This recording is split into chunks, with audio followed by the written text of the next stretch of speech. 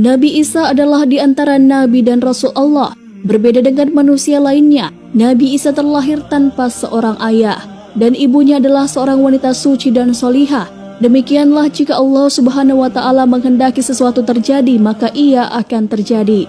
Adam, Allah Subhanahu wa Ta'ala ciptakan tanpa perantara ayah dan ibu. Hawa lahir tanpa campur tangan wanita, dan Isa hanya dari seorang ibu. Lantas seperti apakah kisah kelahiran Nabi Isa yang lahir tanpa ayah? Maryam adalah seorang wanita soleha yang menjaga diri dan kehormatan. Sudah kami tuliskan kisah Maryam menjaga kesucian dirinya dengan judul Maryam Teladan Bagi Muslimah.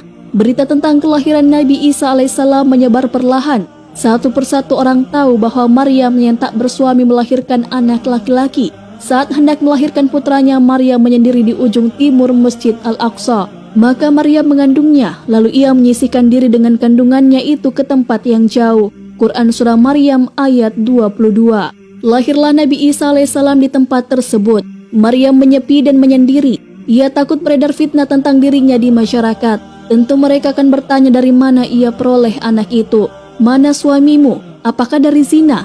Siapa bapaknya? Dan tuduhan lainnya. Ia takut akan semua gunjingan itu. Peristiwa ini sangat berat baginya. Seorang wanita tak akan tahan jika kehormatannya dijadikan hina. Maryam adalah wanita siddiqah, ahli ibadah.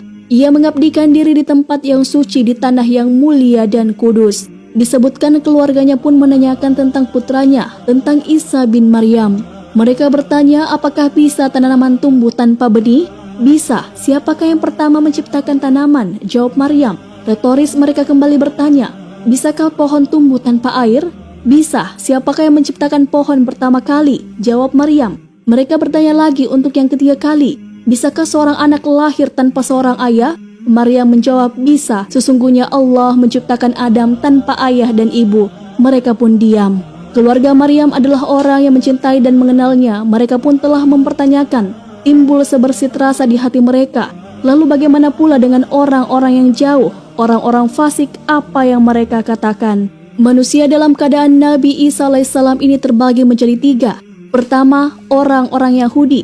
Mereka menuduhnya sebagai anak zina karena menurut mereka Maryam berzina dengan Yusuf an-Najjar. Kedua, orang-orang Nasrani. Mereka menganggap Isa sebagai anak Allah dan maha suci Allah dari yang demikian. Ketiga, orang-orang Islam. Mereka memuliakan Nabi Isa sebagai seorang nabi dan rasul, namun tidak berlebih-lebihan terhadapnya dengan mengimaninya sebagai hamba Allah.